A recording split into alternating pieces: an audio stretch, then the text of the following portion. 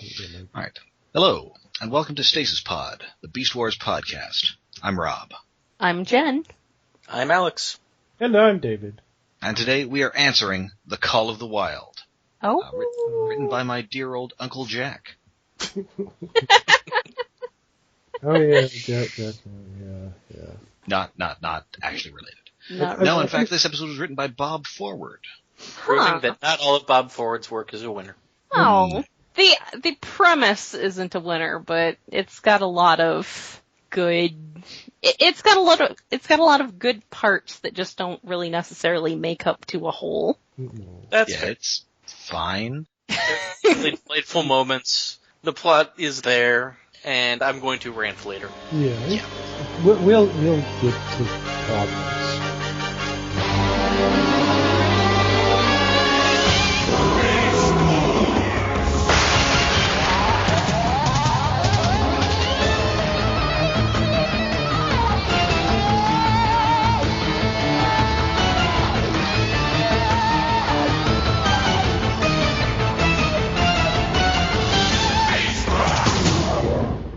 So we open on a cheetah, but he's not cheetah because he's got red eyes, like one of the various variants of the toy. That was the first one, and I actually I think the first one was the blue-eyed. Well, I think it was blue-eyed, then red-eyed, and then green-eyed. Right. It was the blue-eyed and then the red-eyed, which I didn't buy because I didn't like the red eyes, and then I got the green-eyed one later. Really, I just thought Cheetor had gotten into the wacky tobacco. Yeah, it looked a little too fierce for the adorkable little cheetah friend. Yes. True. And he's chasing some antelopes around, and sadly this does not mean we're getting a new antelope character in this episode. Aww. We do get animal teases in this episode. Yes, yeah. We get a bunch of new animal models, which is kind of neat. Yeah. So he's chasing these around, the ground breaks up, he falls into lava, and it's a dream. It's Cheetor having a dream. Aww. Oh, does this mean it's a prophetic dream? It's Kitty having a dream. It kind of is, because he's having this dream before he really should. Hmm. Do you think his legs were twitching, like, while he was Yes. dreaming? Aww. So good, Does Kitty. jumping headlong into a lava pit count as doing something stupid if it's only happening in a dream? It's a dream, it doesn't really count. I'm going to say it doesn't count. Unless it's really, really, really stupid. I would say it doesn't count because, like, the ground just sort of opens up under him. He doesn't That's true. run into the lava pit. That is a geologically unstable jungle. Yeah. Well, it's psychologically unstable because it's his mind. I like the idea of a psychologically unstable jungle. So, yeah, he wakes up and they're under attack from the Predacons. Oh no! As they are often. Yeah. Normal. And Cheetor is so zonked out from his dream that he doesn't even remember to transform, and then when he does, Dinobot has to drag him outside by the scruff of his neck. Much like a cat. It was so good. I love Yeah. that he gets scruffed. Yeah, but he just forgets to maximize. He's gotten so used to his beast mode that he sleeps in it, which should be a thing that happens after this episode. Not Well, I think they already slept in their beast modes. We saw Primal just chilling out, reading a book and in his beast mode. Well, he does have thumbs in his beast mode. That's so. true. Yep. And he only really needs to leave his for weaponry, Yes. Weaponry or flying. I suppose. Oh, and thus begins the quotable lines of this episode. Rat Trap says, "Don't get your bananas in a bunch to Primal." And then he suggests that Cheetor's polka dots go clear through to his brain. Oh yeah. Yes. Yeah. I like that I've probably mentioned this before, but it just reminded me so much watching the earlier episodes that there comes a point in the series where everyone just accepts and acknowledges that Cheetor is an idiot. Yeah. Because early on it just seems like they're all like, oh, Cheetor, and now they're like, damn it, Cheetor. Listen, he's not going to mature until, Beast Machine, so don't get your hopes up. Yeah, he doesn't even hit puberty until season 3. Yeah. If anything, he gets dumber then. Well, hormones, you know? Yeah. Oh, hey, there's this guy who, he's half eagle and half wolf, and he throws missiles. I'm going to hit relentlessly on his girlfriend. This is a great idea. His former bad guy, poisonous girlfriend. Excellent idea. Wait, what?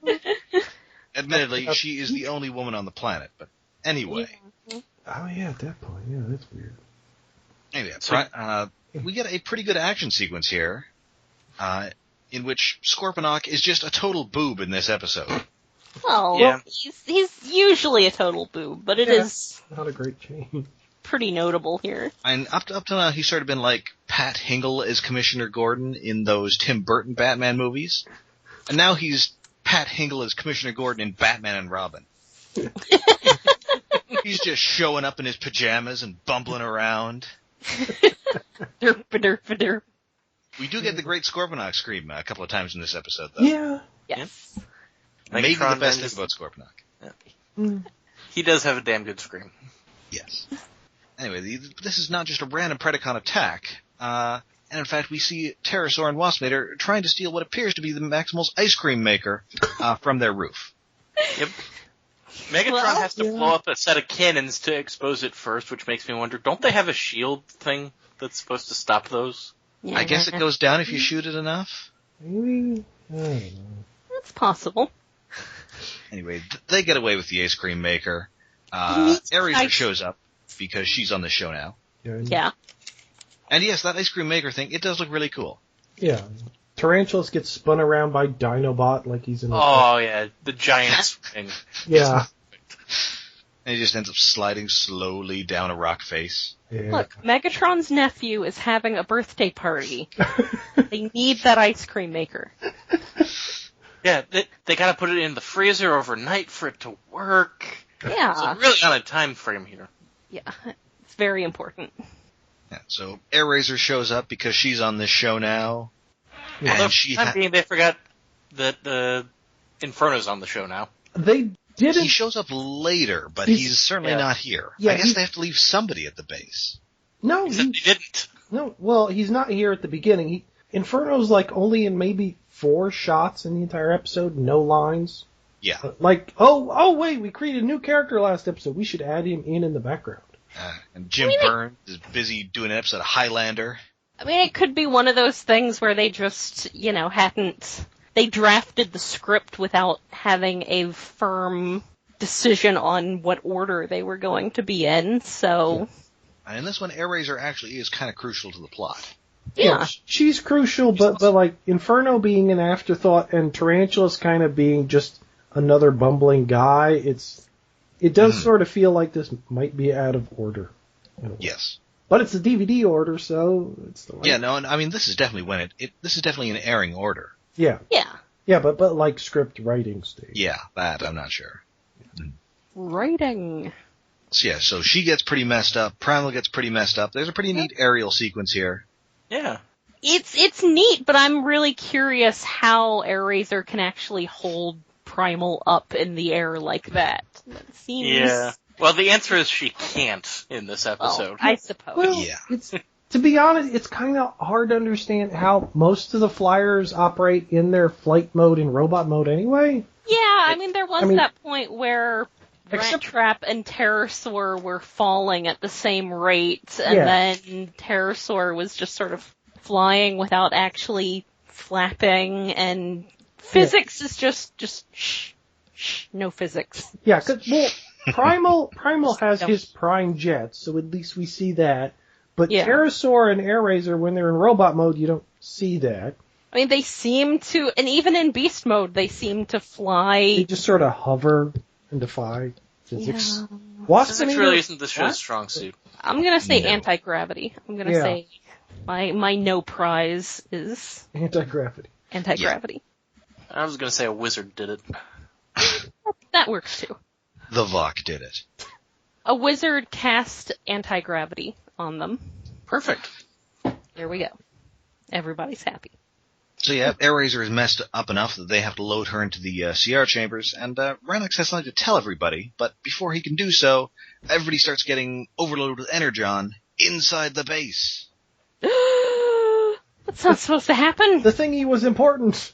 Yes, Yeah, it turns out that that was ice cream maker was actually their rectifier coil, which is the thing that stops the Energon from getting in the base.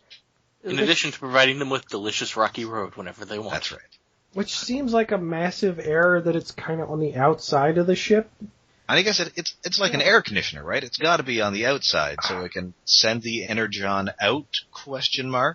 Yeah, but having it so easily accessible from the outside seems weird. And only having one for a ship that size seems like a problem, but whatever, that's the MacGuffin of the episode. Yeah, I mean, I can buy it. It's, you're not expecting this ship to normally be a base, against a hostile enemy force. It's like an exploration ship. Yeah. It has a ton of guns, research. but okay. I'm sure they always it's a good idea to, have a ton of guns. Blow up asteroids or whatever. They're Transformers. Even their dedicated scientists have shoulder-mounted missile launchers. Yeah. Yes. Wow, actually a lot of the original scientists in G1 had missile launchers on their shoulders. That's weird. And yet true. So yeah, they're just gonna have to spend all their time in beast mode. Which seems like it should be fine. Well, it turns out it's not. As we'll learn later, for reasons. Yeah. It's one of those things that raises a series of questions. Yes. Yeah. It only raises further questions. About the nature of, especially because, and I guess this is getting slightly ahead, but later on Megatron makes some comment that makes it sound like this is only a Maximal problem. Which will be a bit of a continuity error, as we'll discuss. And he uses the word postulates. Yes. Yeah. You get good vocabulary words out of kids' shows, I'm telling you. Yeah. Tarantula's got him one of those word-a-day calendars for his birthday. Yeah. Yep. And Scorponok got the barge that somehow vibrates when Megatron hits his own chair. So good.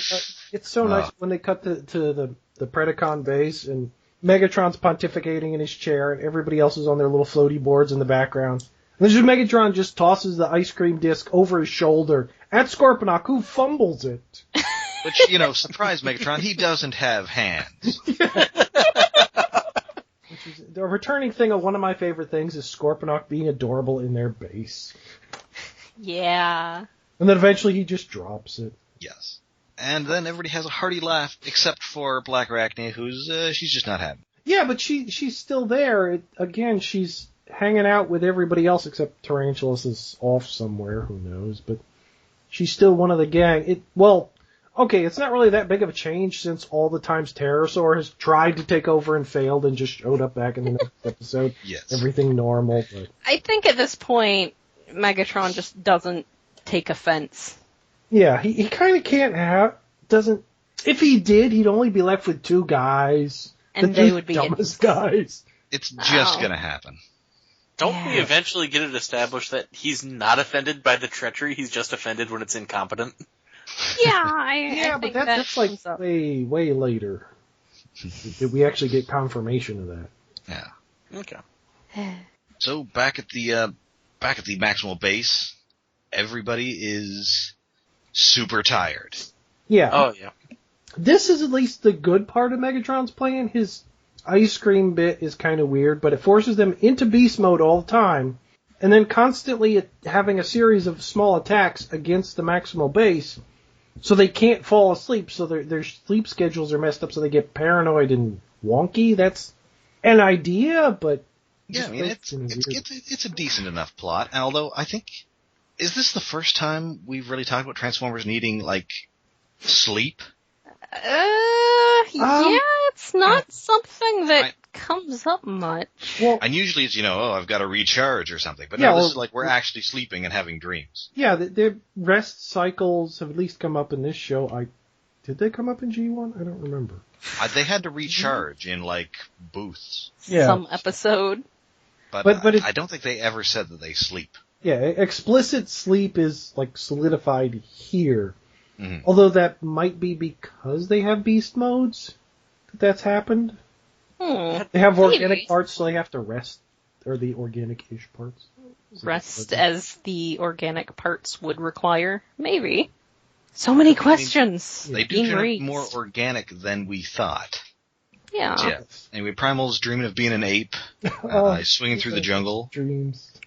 It reminded me of Japan, the Japanese. Okay, to anyone who doesn't know, and I'm sure there's information about this on the wiki, the Japanese translation of Beast Wars was ridiculous.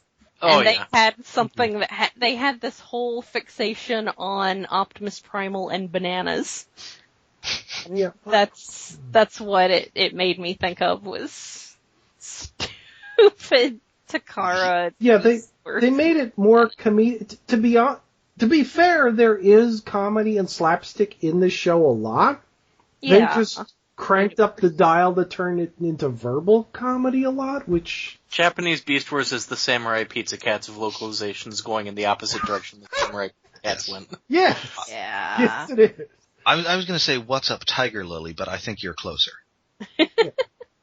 So yeah, that's what this put me in mind of, was Japan and Optimus with bananas. What it put me in mind of was Mainframe really deserved credit. Doom got a lot of kudos in 2005 for doing a first-person action sequence, but here Beast Wars did it already. Oh, yeah.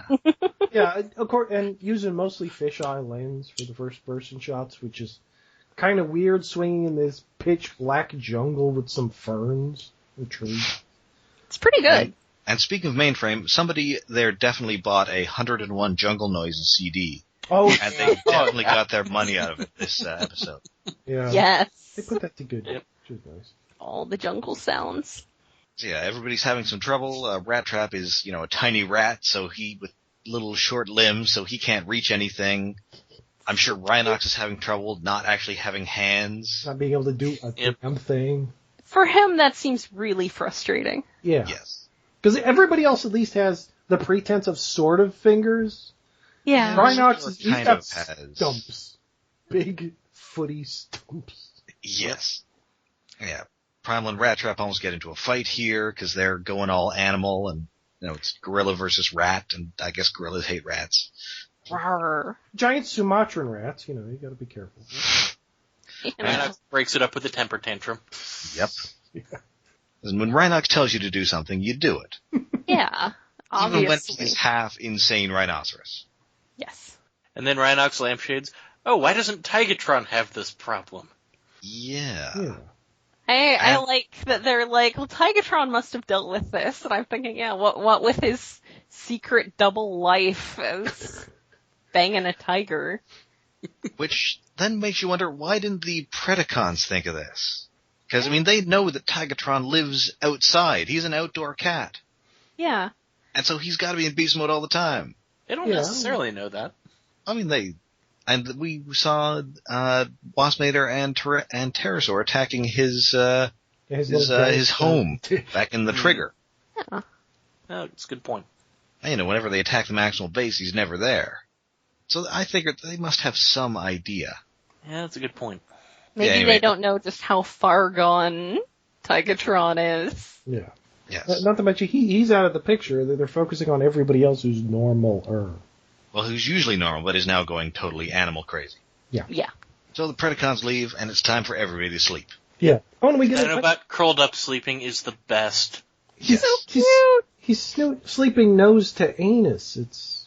It is kind of cute, but it kind of looks like he's sleeping in a hallway, because I guess he hasn't decorated his room. Well, we haven't seen the one decoration in his room in that shot. Maybe he does like sleeping in the hall. Maybe he's curled up under the blanket, which is also him. Aww. And we get a nice wide shot of Primal's captain's quarters, which is big and has globes and things. Yep. Yeah, it's pretty great. And he's certainly twitching in his sleep and making Gary Chalk ape noises. Oh, so many great Gary Chalk ape noises in this episode. He twitches so much that between the first shot of him, he has a dream, and then a shot of him again, he's turned completely, 180 degrees around in bed. I guess he's down at the feet now. Yep. He should just be on his back with his legs up in the air and his little arms. His dream is really good, too, because it has, scary Halloween cat eyes in the forest. Yeah. And Scooby-Doo eyes. Yes. Yeah. And this is where the Animal Noise CD gets massively overused. Oh, yeah. So many animal noises. They love their animal noises. And we also see Dinobot's dreams of hunting the world's teensiest Parasaurolophus. Yeah. So good. good, so little, so And parasol. I think it's got to be like a juvenile. Yeah. But Yeah. it should have a bigger... Velociraptors aren't that big. No, I mean, well, he's like a Jurassic Park Velociraptor, so he's like person-sized. Yeah. He's bigger than he should by all rights be. Well, the size of the animals are not quite right. We have to kind of assume that Primal is a gorilla-sized gorilla and base everybody else around. Well, we know Cheetor is a cheetah-sized cheetah because we've seen him next to actual cheetahs. Yeah, I guess. Yeah. And Tigatron is a tiger-sized tiger, but Right. everybody else is sort of... Because of his unnatural relations. Rat Trap is a monstrously huge rat. I assume Rhinox is a slightly smallish rhinoceros.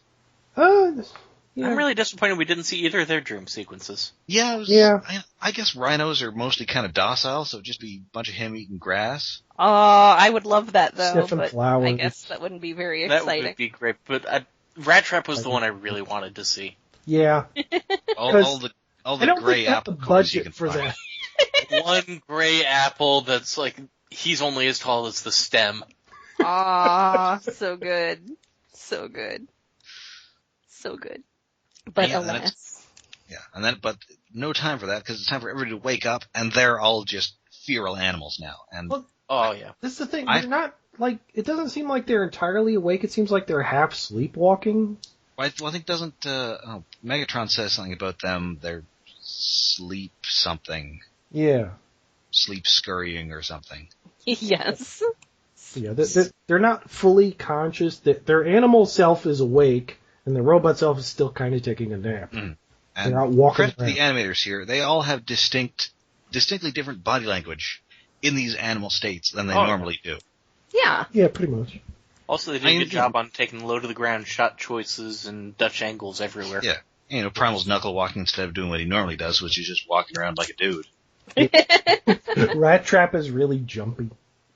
Aw, it's pretty great. Yep. Also, we get so many shots of Optimus's ass. Oh, yes. Yeah. And his little tailbone wiggling between his butt. So much ape ass in this episode. So yeah, the prey is on the move. It's time for the predators, in this case, the Predacons, and they're hunting. Yeah, this So episode good. isn't the best, but it's worth it for Megatron, the big game hunter.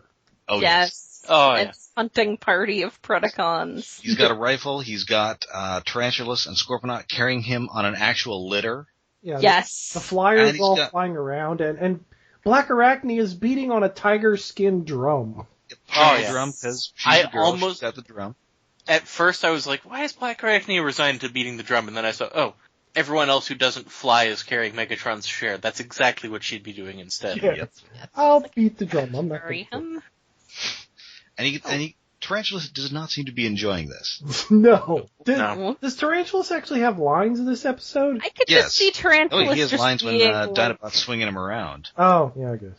I can see Tarantulas just being like super, just resigned to this. Yeah, Like, it's And whatever. then Scorponok is just super happy. I'll play along this time so I can do my shit in the corners next, or a few episodes from now. I'm imagining Tarantulas just going, really? You couldn't have asked Scorponok to make this thing? You had to make me do it?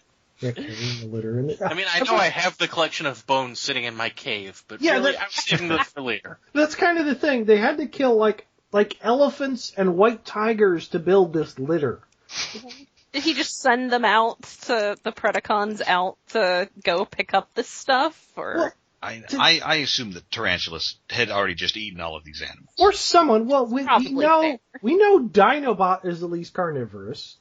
Well, we know Pterosaur's carnivorous. Yeah, so it kind of makes I don't sense. see anybody here other than Tarantulas maybe eating an elephant, though. Megatron. Megatrons have a history of harassing elephants. This is true. this is true. He probably did.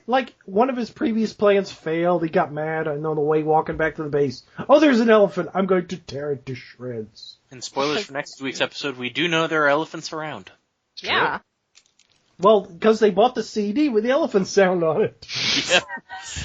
they paid good money for those stock Track effects. 17 elephant noises. Yeah. So this is the first shot of Inferno we get, and he's just sort of buzzing around, flying with his butt blender thing. So good, that butt blender. The toy, I'm telling you, there's a button on the toy that made it do that. I believe it's around this time that Megatron mentions that this is all due to his research into maximal programming. Yeah, because apparently Maximals are prone to this sort of... It is, like I said, it's one of those things that raises a whole lot of questions about, like... What the difference between a Maximal and a Predacon really is. Yeah. Yep. Well, for starters, we know that one of the Maximals is not a Maximal. Yeah. Dinosaur doesn't have maximal programming, and yet he's also going all dinosaur crazy. Well, making yourself transform by saying maximize instead of terrorize changes a lot. Apparently. And the maximal core consciousness, whatever the hell that is brought up in a few minutes, which... Oh, I'm gonna complain so much when we get there. Okay, we'll get that. Yeah. When we get to that. So yeah, they're hunting, and Airazor picks this time to wake up and finds that, everybody's gone, except for Tigatron, who got there a little late. Yeah, And they've got the base to themselves now. I'm just saying, I think things should have been going in a different direction for a little bit there. I mean, I guess. Well, no, Tigatron's not gonna cheat on Snowstalker. I guess that's true. Snowstalker hasn't died yet. Oops, spoilers. Yeah, but Megatron was talking to the camera a lot. He was. Yeah. He was. playing it up. Well, who else was he gonna talk to? He's a loner. True. He probably just talks to the camera, in air quotes, like, all the time. When he's, Yeah, if this was being made today, Megatron would take selfies constantly, wouldn't he? Would. Oh. Have the most active Instagram account on prehistoric, not Earth. He keeps taking pictures of the elephants he's about to eat. He's a T-Rex. He could eat elephants. Yep. I love Waspinator and Pterosaur here, too. Oh, yes. Oh, yeah. Waspinator loves it when his prey doesn't shoot back, and for Pterosaur, hunting from the air with automatic weapons. Now that's a sport. Original Sarah Palin. That was a good line. Like I said, the premise of the episode was not great, but the details, and that was one of the details. So good. So yeah, so Airazor's out, Tigatron's there. They've both got stuff to do. Start off with Airazor, who's got to get their ice cream maker back from the Predacon base, who thankfully did not leave anybody home.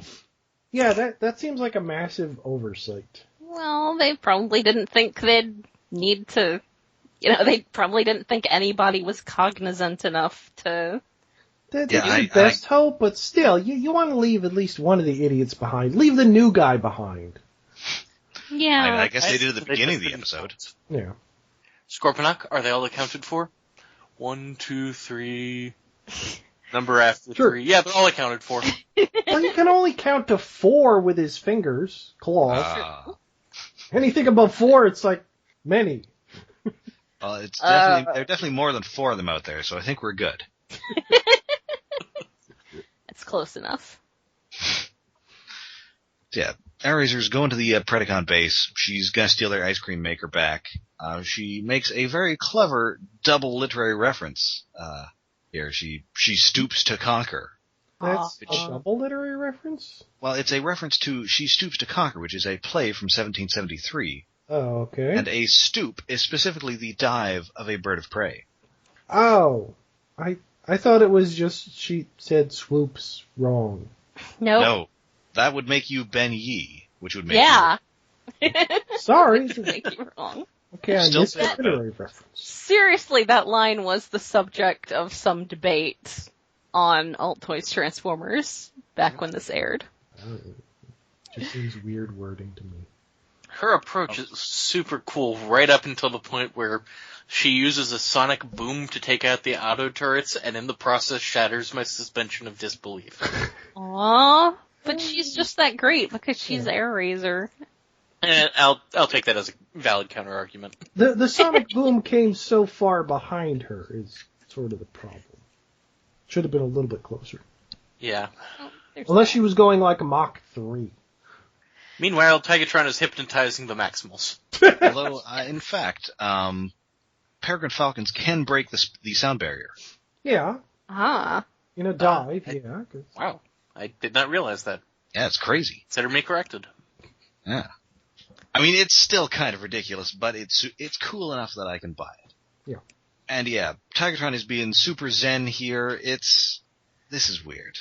He's looking them in the eyes and doing weird things with his pupils, and He's dominating them, basically. He's doing an animal domination thing.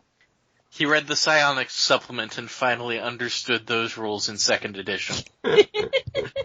If this was being made in 2015, he'd be doing the Chris Pratt Jurassic World pose. Yes. Yeah. Yes. He absolutely was doing that with them.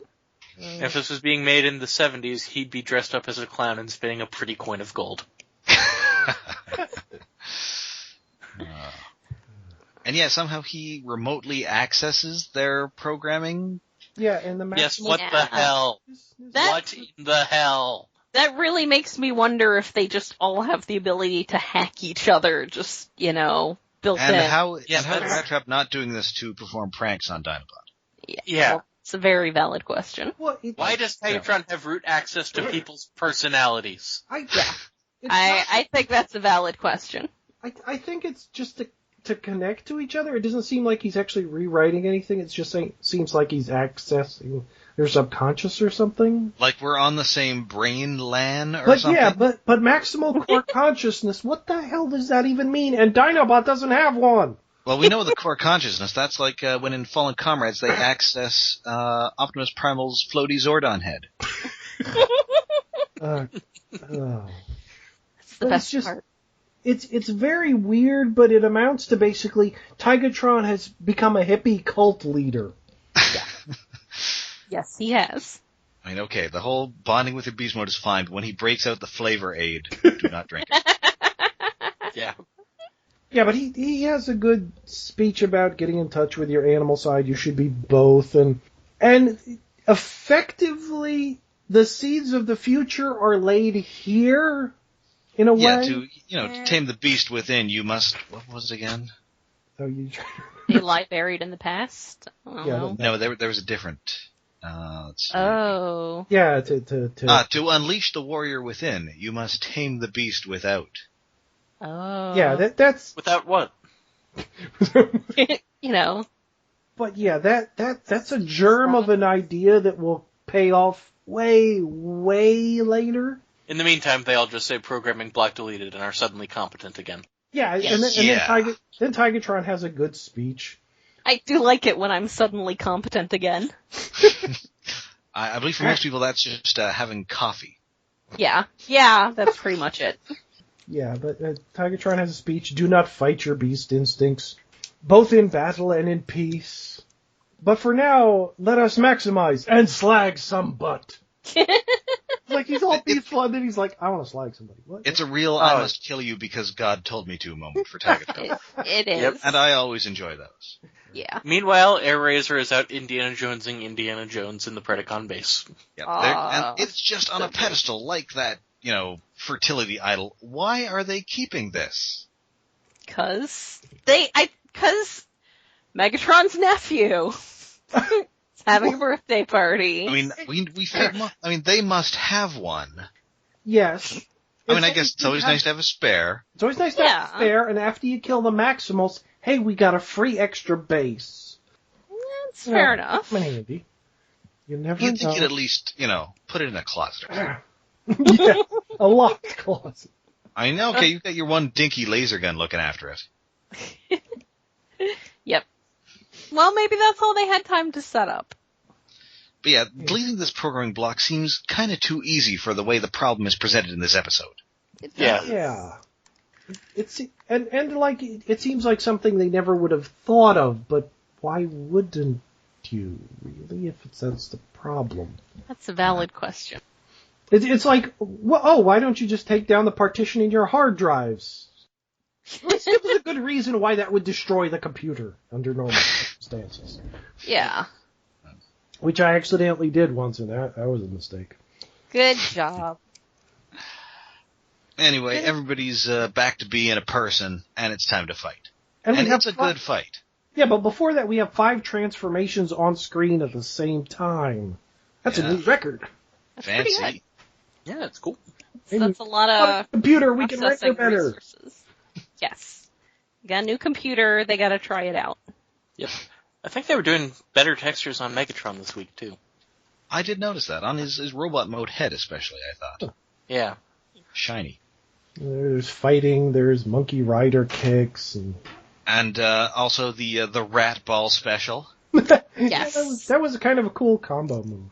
Rhinox using a tree as a bat is awesome. To whack Yes. That's always awesome. And also Optimus Primal pulling off some pro wrestling moves on Megatron. Oh, yeah. Always Optimus Primal picked up Andre the Megatron in the middle of the Pontiac Silverdome and body slammed him in front of all the Primomaniacs, brother. Just don't start talking about those 28-inch pythons. We're going to get to that in the next episode. Yeah. Yeah. Yep. Yeah, so now the Predacons are overloading, they run away, and everything's back to normal. Or maybe even better. Maybe we all... Yeah, it ends with Primal beating his chest and doing a monkey roar. Like the toy. In robot mode. I think the toy does that in robot mode. It does? There's like a little switch on the back. You can go from the chest beating or the weird spinny forearms. Okay. I mean, it doesn't quite work as well in beast mode because he's got the thicker chest with the chest plate on it. So he just kind of, taps on his chest. And, yeah, so that is Call of the Wild. And it's okay. Yeah, It's an episode. It's more interesting than I remember it being. There's some fun bits. Yeah, it's the concept is dumb. The execution's okay. Yeah. And does the whole integration, the robot beast integration, does that ever really come up again until Beast Machines? Honestly, it never really felt like it wasn't there before. Yeah. No, I mean, we've everybody's had making them- animal noises. Yeah, it's like Everybody's addressing making a animal thing. puns. It's like addressing a thing that was never a problem. Yeah. Rat Trap was eating garbage before. Yeah. He had his gray apples. Yeah, if this episode had come way earlier in the series, it didn't make more sense. But like 19 episodes in, this is a problem now, Yeah. and it doesn't seem to be a difference later because it's not like the Predacons do it. So whatever. The whole thing feels like they started on it for episode 5 Yeah. and then shelved it. Yeah. And that may be why some of the newer characters, well, I mean, Airazor does end up playing a significant part, but it's a part that Cheetor could have played. And you kind of need Tigertron, though. Yeah, it doesn't work with that Tigatron. And... So I guess maybe wonder Tigatron if could have been this- Rhinox. Maybe this had something to do with the cancellation of A Greater Ape. what? It was an episode that was, I believe, written. That's and it was great. about... I thought of that too, and Yeah. then forgot to mention it until just now. Yes, so there was an episode written in which Optimus Prime would get conked over the head, and much like an episode of the Flintstones, would believe that he was a real gorilla and start living with a bunch of gorillas, and even having a romance with a lady gorilla. Yeah. Okay. And then at the Yes. end, he gets his memory back, and all the gorillas are freaked out because he's actually, a weird robot. And so I'm wondering when that got canceled, they needed something to fill in that space. So I mean, Yeah. it Maybe they does pulled a script seem back like out of the slush pile. This episode or the next episode. maybe they might come have up with this. Filler. Yeah. Or next episode. Yeah. This one does have sort of a world building-y feel to it, like there's stuff that they wanted to establish. So this episode exists, and maybe they had wanted to establish it with that other episode, and then they were like, no, that's dumb. And then later they were like, well, this is moderately less dumb, so we'll do it in this episode. And honestly, the whole Supposedly explanation they of Beast didn't Mode... do it because it took...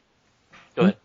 Oh, I just thought the explanation of the whole Beast Mode personality things might be more interesting with the Predacons. Yeah. And we get that with Inferno. Yeah, that's He true. was totally subsumed by his Beast Mode instincts, but, most of the others are totally, they're a bunch of arthropods and reptiles and stuff. Yeah, this, we would have lost out Megatron Big Game Hunter, but it would have That's been true. a more interesting episode if this had happened to the Predacons. And then they have to find out, what the hell did the Maximals do? Yes. What did they do when this happened to them? Yeah. No, we need a Predacon who's super zen and chill about everything. Okay. Unfortunately, we have tarantulas. He's just laughing at everybody and then goes off to. It wouldn't change him at all. No, oh no, my instincts are making me uncontrollably, eat other creatures and sexually harass my subordinates. Yes, it's my beast instincts. That's definitely what's doing it. Well, yeah, that could have been an interesting dynamic where, like, Megatron has to go to the spiders to figure out what the hell did you guys do. Yes. I've been eating lawyers Really, off toilets for a week now. What am I going to do? Or, well, no, actually... Black Arachnia would really be in the worst shape in that situation because she'd still want to kill Tarantulas, but she'd have the urge to sleep with him first, and that would just be horrible. Ew. Well, no, that's the thing. I'd figure, like, the spiders, they have their spider hole, so they might have gotten over that already, but everybody else has a problem with it because they're not spiders. Oh, actually, it did kind of make sense if, like, Megatron was trying to eat everybody else. And then, like, they have to go begging, please, spiders, how do we fix this? Megatron's gonna eat us. Oh, that would be a great episode. Yeah. Yeah. But instead we got this, not... Yeah. It's okay. It's It's not a really bad episode, but... It's mid-season. We gotta fill shit. 26 episodes. Yeah, it's skippable, except it's got good lines hiding in here. Yeah. So, I think Parasaur, right? About hunting from Airborne and get some literary references. Yep. But anyway, since I think this is this is going to end up being a bit of a shorter episode, since there's not a ton of stuff in Caldwell to talk about, I thought we could talk about this week's Beast-tastic Windblade number 6. Oh my Yes. god, beasties! Oh, Beasties galore. Yeah, this is written by Margaret Scott So with good. art by Corin Howell. And anyway, the ongoing plot in Windblade is that she's going to various Transformers colony worlds that have each developed in various interesting ways, and a lot of them are based on previous concepts from Transformers. Yes. So a couple issues ago, we were in Velocitron, which is from the Cybertron cartoon, and it's the planet where everybody is super about racing. Yes. Yeah, which it was in Cybertron. It was kind of underused. It wasn't used well. It was used better in last because issue of the comic. they're supposed to have these crazy races, Oh, yeah. and it's just we're racing through the featureless desert. Yeah, Yeah. yeah. yeah. It should have been like Speed Racer, but it was way more boring. Yeah, giant Hot Wheels tracks. Yeah, fun stuff. But no, it was underused, but it was okay in last issue of the comic. In this issue, they go to what's the planet called? Eucharis. Oh. I believe it's based on eukaryotes, which is basically all animal life. Okay. Anyway, So- it has a really good start in that the first panel is already shipping AirRaiser and Tigatron. Yes. My ship. My precious ship.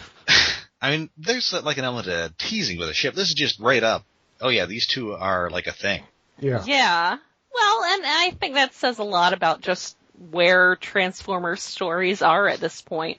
Because I think that they were reluctant to do that sort of thing a lot with shows that were considered to be for, 8 to 12-year-old boys. Yeah. And now that they know that they have a much broader audience, then they're more happy to just jump right in there. Yeah, so they are off to see the Fate Weaver, and the Fate Weaver is Black Arachnia.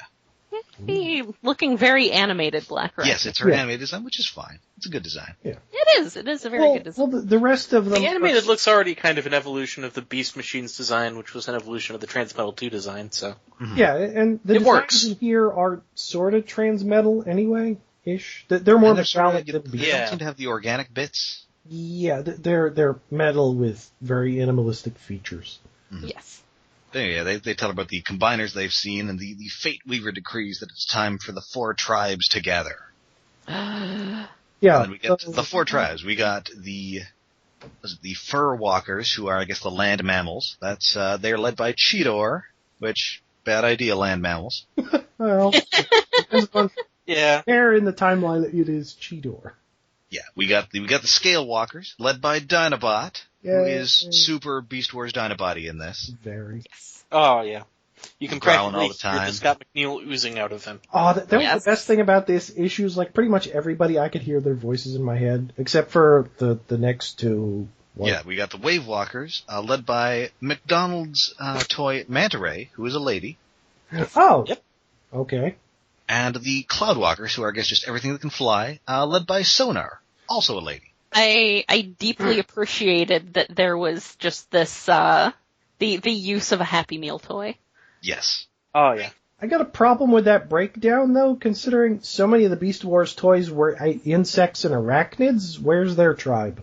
I guess they're the Cloud Walkers, if they can fly. Yeah. But yeah, I'm not sure where the, where would Scorponok be? Yeah. Scale Walker. Skip, maybe? I don't know. Yeah, I mean, yeah, we'll take it. It would have been nice to see Scorponok there just chittering his claws in the background. Yes.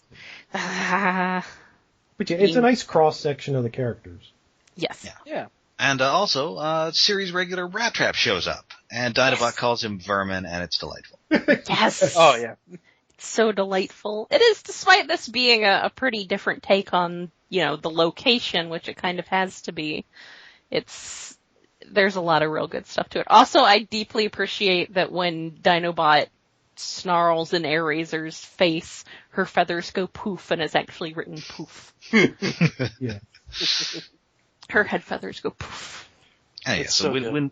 Windblade is excited because, hey, she's got this planet, so now she's got one on her side, and she's gonna have an advantage over, well, she's signed Velocitron sort of at her side, and Starscream's on the other side, but he unfortunately has signed, what is this? Division. Yes! Planet of the Twins. The land of adorable sibling transformers. Yeah, the G1 Micromaster combiners and some other Micromaster guys. Combiners. I love siblings and transformers so much. So But good. in the panel of Division, I believe we also see Jetstorm and Guy. what was the other guy? Jetfire and Jetfire. Jetstorm and Jetfire from Animated, and what appeared to be Skids and Mudflap from Transformers: Revenge of the Fallen. This is the planet of adorable siblings. The Yes. planet of adorable robot siblings, and it makes me so happy, because I love adorable robot siblings. The panel of the two delegates, one sitting on the other's shoulder to sign something, is just Oh, that is Yeah. that is the super best. So good! They're so good and they're so small. And they're so siblings. Okay, I'm done. That's like one of my things is Transformers siblings. So yeah, anyway, Rat Trap's got some inside information on Eucharis for Windblade, and I wonder, are they hinting that that's where he's from? No. I think it's because he had gone through by himself earlier. Okay, Yeah. because Yeah, I mean, he goes he through- is also a rat, so I'm Yeah, he's a wondering robot. if maybe he's like a displaced Eukaryon. Could be, because, I forget when he first showed up, he said something about, he had his own ship, somehow. Right, so that's what I'm thinking. Yeah, maybe. It's possible. Whatever.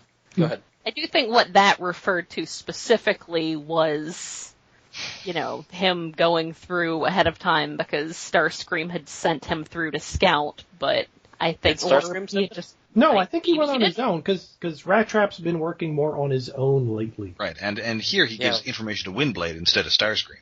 Yeah, I sort of assumed that he went for Starscream because of course he would, but no, I think you're right. I think he did decide to just go on his own, and he decided that Windblade was the one he wanted to give the information to. Yeah, because the current IDW Rat Trap is a little bit different than the cartoon Rat Trap. He's early Rat Trap who's out for himself.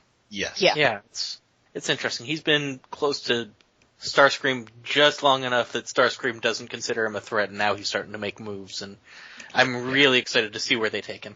Yes. So he did seem surprised at least. Mhm. So I don't think he was expecting it to be them.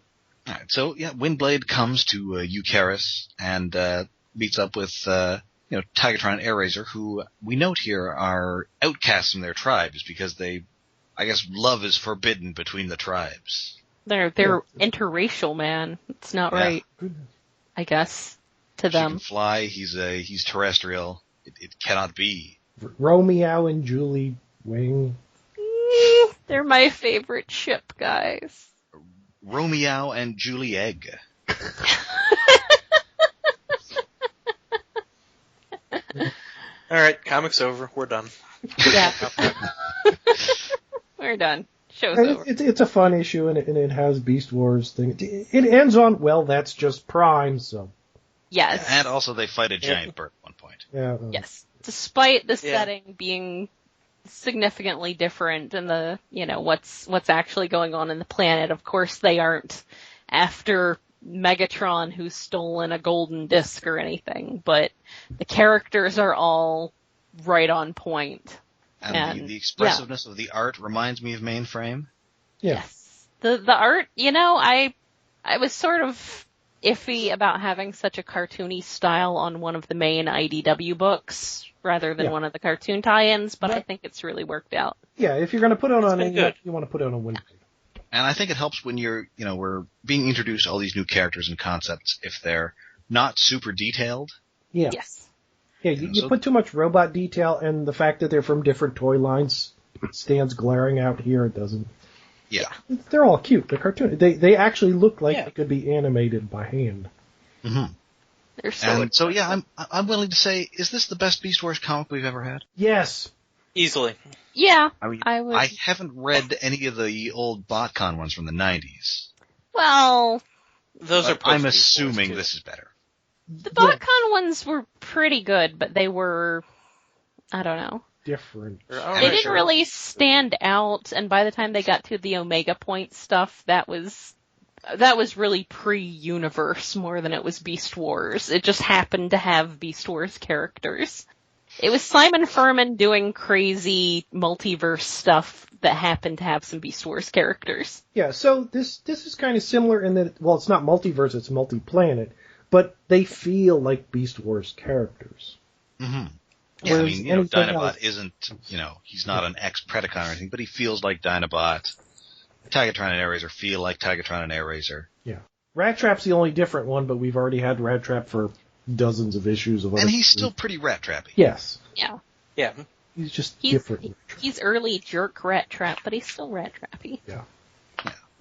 So you're watching Beast Wars Season 1, maybe, you don't have to watch Call of the Wild, but definitely pick up Transformers Windblade number 6. Yeah. It's pretty good. Yep. And it looks like probably Airraiser and Tigatron will possibly be staying on as background characters, but it looks like after this they're moving on from Eucharist to a different storyline. Yeah, they're going to the, what is it? I don't know if they've named the planet yet, but it's the one that Elita 1 is on. Well, because it's not a planet, it's a spaceship. Yes. Yeah, I think it may be just a still traveling Titan. Anyway, so until next time, you can find us on Twitter at @StasisPod. You can find us on Facebook at facebook.com/StasisPod. And you can find us on Twitter at stasispod.tumblr.com. And our RSS feed is hosted on iaconunderground.net. And if you prefer, you can also find us on iTunes. We'd greatly appreciate it if you rated and reviewed us there as well. And of course, we'd love to hear from you if you want to talk about, Beast Wars comics, that time you got stuck in your beast mode, anything really, that time that Predacon stole your ice cream maker. I hate it when they do that. Hunting from an airship with automatic weapons. Yes. Yeah, so feel free to write us at stasispodcast@gmail.com, and we'll read your letter online. We'll crack open the old Maxa mailbag. We will. Should we talk about comics more often? Yes. Do you want us to read those IDW Beast Wars comics? Oh. No, you don't. No, probably not. I've got the Beast Wars stuff around here. Don't make us read them. We'd really rather not. If you want us to start a Patreon and set that up as a goal, we will. Yeah. If you don't want to, we will. If it's Patreon, pay us money, then we will do so. Yeah, that stretch goal is like a Scrooge McDuck vault of money, though. Yeah. I didn't go that far. Wasn't there a Dreamwave? It could be worse. It could be The Gathering. Yes, there was. It was worse. No. There was a Dreamwave Beast Wars. They did like an anthology book, which had a bunch of stuff that's going to spin off into future books. And one of them was a Beast Wars one, and then it got canceled. And then Dreamwave went bankrupt. Dreamwave got canceled. Yeah. Alright, so please join us next time when we embark on a dark voyage. Until then, I'm Rob. I'm Jen. I'm Alex. Do kittens swarm? I'm David.